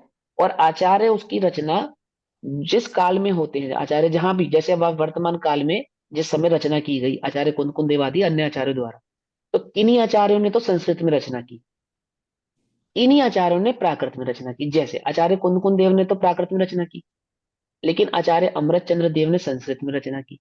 आचार्य उमा स्वामी ने संस्कृत में रचना की। जयसेनाचार्य ने संस्कृत में रचना की। ऐसा क्यों किया? उस ऐसा समय क्यों जो किया? बोलचाल की भाषा थी उसी में रचना। हाँ, देश भाषा में रचना होती है। पंडित टोडरमल जी ने उसको ढूंढारी भाषा में लिखा, और फिर अन्य अन्य जो दादा ने जो लिखा वो आज की प्रचलित हिंदी भाषा में लिखा। ठीक है ना। पंचमेल खिचड़ी में समय सार नाटक लिखा, पता है किसने? बनारसी दास जी ने। हाँ है ना। क्यों क्यों लिखा? क्योंकि उस समय वो प्रचलित भाषा थी। तो आचार्य कुंद के समय जो जो जो व्याकरण को भी संभाल के रख सके, शब्दों में भी किसी प्रकार का मिलावट ना आ सके, और बात जो की त्यों रह सके, ऐसी प्राकृत भाषा का चुनाव करके ग्रंथ का लेखन किया। आचार्य कुंद के बाद आचार्य अमरचंद्र के काल तक संस्कृत भाषा प्रधान हो गई। तो आचार्य कुंद देव के बाद के अन्य आचार्यों ने जो भी रचना की वो संस्कृत प्रधान तक की, संस्कृत की अपेक्षा से रचना की। संस्कृत में रचना करने का तात्पर्य क्या है? सर्वोत्तम, उस काल की सर्वोत्तम भाषा का चुनाव किया जाता है। मात्र देश भाषा का चुनाव नहीं किया जाता। सर्वोत्तम भाषा का चुनाव करने के पीछे तात्पर्य यह होता है कि सभी लोग उसको समझ सके। आप अन्य देश में जाओगे ना, हिंदुस्तान की बात करें, अकेले हिंदुस्तान की, हाँ बाहर विदेश छोड़ दो, एक सही। इंग्लिश ऐसी कॉमन लैंग्वेज है कि आप अगर इंग्लिश जानते हैं तो पूरे हिंदुस्तान को आराम से घूम सकते हैं। आपको गुजराती नहीं आती, कोई दिक्कत नहीं, अगर आप अंग्रेजी जानते हैं आपका काम बन जाएगा। आपको तमिल कन्नड़ तेलुगु नहीं आती, कोई दिक्कत नहीं, इंग्लिश आती है तो तमिल कन्नड़ तेलुगु जैसे प्रांतों में जाकर आपका काम बन जाएगा। बन जाएगा नहीं बन जाएगा? क्यों? क्योंकि वो आज की डेट की क्या हो गई, मूलभूत भाषा हो गई, एक प्रकार से। समझ में नहीं समझ? इसी प्रकार से जो संस्कृत आदि में रचना करने के पीछे तात्पर्य क्या है कि जो मूल भाषा हो जाए, जिस काल की जो मूल भाषा होती है उसका जो समय पीरियड होता है, टाइम पीरियड होता है, वो बहुत लंबा होता है, लंबा काल होता है उसका। पकड़ में ही बात नहीं? पकड़ में। वो लंबे काल तक सहेजी जा सकती है, सुरक्षित रखी जा सकती है। जैसे धवला आदि की जो टीका है, आपको मालूम, वो कन्नड़ लिपि और संस्कृत भाषा, वहां पे भी भाषा तो संस्कृत ही रखी गई, भाषा तो संस्कृत ही रखी गई, लेकिन लिपि कन्नड़ लिखी गई, क्योंकि वहां प्रचलित भाषा कन्नड़ थी, लिपि कन्नड़ थी। तो कन्नड़ लिपि में, जैसे आजकल हम लोग लिखते हैं ना, हमें लिखना है तो व्हाट्सएप पे टाइप कैसे करते हो आप? हिंदी भाषा इंग्लिश लिपि। क्या? हिंदी आप भाषा, इंग्लिश में लिखते हैं तो हिंदी में लिख के आ जाता है। हाँ, नहीं, हिंदी भाषा इंग्लिश लिपि। अगर इंग्लिश। हमने लिखना हम, तो हम कैसे लिखते हैं? हाँ हाँ HOM। हाँ हाँ हाँ तो लिपि क्या है? इंग्लिश। भाषा क्या है? हिंदी। हिंदी। हाँ वैसे ही मैं है? लिखती हूँ। हाँ, बहुत कर्मागम बढ़िया। करते हैं असाइनमेंट। ऐसे ही संस्कृत भाषा कन्नड़ लिपि। अच्छा। पकड़ में ये बात? तो ऐसे वहां पर टीका लिखी गई। ऐसे ऐसे ही अन्य अन्य आचार्यों ने किया, ऐसे ही अन्य अन्य विद्वानों ने किया। तो जो लेखन होता है वो इस प्रकार से होता है। तो जो आपका प्रश्न है कि भगवान ने वर्तमान युग का उपदेश दिया या नहीं दिया, ये बिल्कुल दिया, लेकिन ये वर्तमान युग का उपदेश है ऐसा कहकर नहीं दिया, है ना। जिसको जो जिज्ञासा थी, प्रश्न था, उस प्रश्न संबंधी उत्तर आया, और उस कथा को जानकर आचार्यों ने अपनी भाषा में उसका सिस्टमेटिक वे में उसको लिपिबद्ध कर दिया। ऐसी यहाँ पे बात है। ठीक है, ये भैया बस समझ उसमें में। सर एक आता है ना, क्वेश्चन तीर्थंकर आज की का सुनी गणधर ने सुनी, अंग रचे चुनी ज्ञानमयी। ज्ञान में, हाँ हाँ, बताइए ना। ज्ञान में ही इसी उनकी रीति में रचना होती है अंगों की। ज्ञान में, वो हाँ, ऐसी ज्ञान में कोई ही रचना होती है। हाँ, फिर वो उपदेश ज्ञान में होती देते है। हैं आगे, वो हाँ, परंपरा से आता है सबके पास में। हमने वही ज्ञान तो में ही बताया रचना ना, है। ज्ञान में रचना होती है। ज्ञान में जो रचना होती है ना, वो किसी न किसी भाषा में ही होती है। ज्ञान में जब रचना होगी, जैसे मैं अपने ज्ञान में कोई कविता बनाऊंगा तो किस भाषा में बनाऊंगा? हाँ, किसी भाषा में तो बनेगी। हमारे जो थॉट्स हैं, मेरा जो थॉट्स हैं, वो किस भाषा में आते हैं मुझे? इसमें हम मदर सबसे लैंग्वेज। कुछ भी कंफर्टेबल आ फील सकता है, करते हैं। हिंदी में भी आ सकता है और इंग्लिश जो भाषा अपनी है। जो भाषा में बोलता हूँ उसी भाषा में मैं सोचता हूँ, बिल्कुल। ऐसा। ठीक है ना। तो जो रचनाएं होती है वो उसी भाषा में होती है जिस भाषा का मुझे ज्ञान होगा। जो, क्योंकि व्याकरण, जो पंडित होते हैं, मतलब जो महाज्ञानी होते हैं, वो उस काल की जो उत्कृष्ट भाषा होती है उसके ज्ञानी होते हैं, सहज ही ज्ञानी होते हैं उस। ठीक है ना। ऐसा। आप और कोई क्या प्रश्न पूछ रहा था? सीमा दीदी पूछ रहे थे, कौन पूछ रहा था? सर ये क्वेश्चन पूछना है पर आपको लेट हो गया होगा, तो आप कल बोलो बता बोलो। दीजिए। मैं क्वेश्चन अकेला बोल देती हूँ। आपने कहा था परम पारिणामिक भाव की पारिणाम। दृष्टि के बिना छायिक सम्यक दर्शन नहीं होता। पर बेसिक नहीं, छायक सम्यक दर्शन उत्पन्न होता है, परम पारिणामिक भाव की दृष्टि करने से छायक सम्यक दर्शन उत्पन्न हुए बिना नहीं रहता, ये बोला था। हाँ तो सर हाँ वो तो सारे ही सम्यक दर्शन उसके बिना उत्पन्न हो ही नहीं सकते। तो हाँ, वो अपनी मैं तो सारे उपादान। भावों कह रहा हूँ कि शायिक भाव आदि जो भाव हैं हाँ हाँ। वो पारिणामिक की दृष्टि किए बिना उत्पन्न नहीं होते। शायिक आदि, अच्छा, आदि आदि, गॉट इट, शायिक ओके। आदि है ना। अब वहां पे शायिक आदि कहने का मतलब औदैक आदि भी सारे। नहीं है, ये गॉट भी इट। समझना पड़ेगा। माने हाँ हाँ, जो आदि बोला मोक्ष था, मार्ग में, आई मिस दैट हाँ जो पार्ट। मोक्ष मार्ग में होने वाले भाव हैं, वहां आदि कहने हम्म। का तात्पर्य है कि मोक्ष मार्ग तो में होने वाले जो भाव हैं वे बिना पारिणामिक की दृष्टि किए बिना उत्पन्न नहीं होते, ऐसा। जी जी जी जी, गॉट इट। ठीक। तो भेद विज्ञान ही नहीं होता बिना परिणाम की दृष्टि के बिना। और कैसे होगा, दूसरा तो कि किससे भेद विज्ञान करेंगे? नहीं नहीं, पारिणामिक का वो तो लक्ष्य है होगा तभी तो भेद विज्ञान होगा, हाँ है हाँ। ना। तो बेसिकली जो अभी के काल में जीव को जैसे छायक नहीं होता, तो वो उसकी या तो जो भी उपादानगत भाव होगा, योग्यता कम है उपशम या उपशम होगा, छह उपशम होगा, जो भी भाव होगा पारिणामिक की दृष्टि से होगा। होगा। पर जैसे इस काल में छायक सम्यक दर्शन नहीं होता, अपने पंचम काल में भी जब हम चल रहे हैं, अभी हाँ खासकर इस क्षेत्र में, हाँ तो हाँ। वो उसमें हमारी क्या चीज की कमी है? उपादानगत योग्यता की कमी है आपको कि क्या आपको है? शायद करना है, नहीं, वो तो सबको ही करना है, हमको भी करना आप अपनी है। बताओ, करना है शायद? ओ बिल्कुल ये बताओ बिल्कुल करना, सर। करना है उपादान वो तो पारिणामिक सर, की दृष्टि करो, हो जाएगा। छायोपमिक यदि मुझे छायोपमिक प्रकट हो गया, तो मैं उसी क्षण से छायक के लिए ट्राई करूंगी। तो ये अब आपको कभी नहीं होगा, नहीं नहीं, मतलब अब कभी ट्राई नहीं होगा। होगा तो, सुनो क्योंकि मेरी बात, पर्याय दृष्टि नहीं रखनी। आई गॉट पहले इट प्रोसेस सर, यू सुनो, हैव पहले इम्प्लिसिटली ध्यान से अंडरस्टूड सुनो। दैट। हाँ, अब कभी नहीं होगा। आई नो मुझे हमें नहीं औपशमिक करनी हो गया पर्याय की या मुझे दृष्टि। शैक्षणिक हो गया, नहीं नहीं नहीं नहीं, नहीं इसको वो कहने पारिणामिक की की दृष्टि भाषा है होगी। सर। हाँ, नहीं, आई मीन और टू से जिसको पारिणामिक जिसको की पारिणामिक की दृष्टि दृष्टि मतलब होगी द्रव्य उसको की शायद भी दृष्टि होगा। कर ले। हाँ, उसको शायद भी होगा, सर आपने तो उसकी कोई पकड़ चिंता लिया करो, पर्याय। है ना। हाँ I didn't mean to say that way. पर मेरे को तो कभी नहीं चाहिए कि मेरे को कुछ टेम्परेरी हो। मैं तो परमानेंट ही चाहूंगी। मतलब देखो हो तो सुनो, परमानेंट ही देखो हो, सुनो, अब पारिणामिक की सुनो ऐसी सुनो, दृष्टि हो कि परमानेंट ही हो, ऐसा मैं चाहूंगी। अब सुनो ध्यान से, शांति से तो वो सुनो। दृष्टि कैसे हो सभी ये लोग समझ बताइए लो, बस। ये सभी लोग सुनो शांति से एक बार। समझ के समझने वाली बात है सभी की। जो ज्ञानी जीव होते हैं, जो ज्ञानी जन होते हैं, उन्हें कभी भी ये लक्ष्य नहीं होता कि मुझे अभी उपशम सम्यक दर्शन है या छह उपशम है या शायी है। पहले समझना ध्यान से, है ना। उपशमिक सम्यक दर्शन होने पर भी अब मुझे शायिक होवे, ऐसा लक्ष्य ही नहीं है, लक्ष्य ही नहीं है। ये समझाने की अपेक्षा हमें समझाया जाता है कि सम्यक दर्शन तीन प्रकार का होता है, उसके क्या क्या लक्षण होते हैं, वो किस किस प्रकार से होता है। क्यों समझाया जाता है? कि एक सहज ही प्रश्न होता है कि यदि मुझे सम्यक दर्शन हो गया तो छूटेगा या नहीं छूटेगा, अथवा उसकी क्या क्या स्थितियां, क्या क्या पोजीशन है। जैसा भगवान ने देखा वैसा यहाँ कहा, और हम अपने उपयोग को अन्य कहीं जगह ना भटकाए, अन्य कहीं जगह ना भरमाए। इसके लिए यहाँ पे स्वाध्याय आदि के माध्यम से सम्यक दर्शन आदि इन सब चीजों की चर्चा करते हैं, उसके स्वभाव को समझते हैं। क्यों समझते हैं? उपयोग इधर उधर ना जाए, एक बात। दूसरी बात, जो जो मेरे स्वाभाविक बातें हैं, जो मेरे गुण हैं, थोड़े हैं चाहे ज्यादा है, मुझे उसकी चर्चा करने में अच्छा लगता है। कोई मेरी सुंदरता की तारीफ करे, थोड़ी करे चाहे ज्यादा करे, जितनी ज्यादा सुनने में मजा आता है उतनी थोड़ी सुनने में भी मजा, आनंद आता है नहीं आता, बोलो। आता है, उसमें क्या बात है? आनंद, मूल लक्ष्य तो आनंद है ना। तो वहां तो चर्चा तो इसलिए की जाती है, एक बात। लेकिन किसी भी ज्ञानी जीव को ना तो यह लक्ष्य है, ना ये उसका अभिप्राय है कि मुझे उपशम ना हो शायिक हो जाए, अथवा मुझे उपशम हुआ है अब शायिक हो जाए।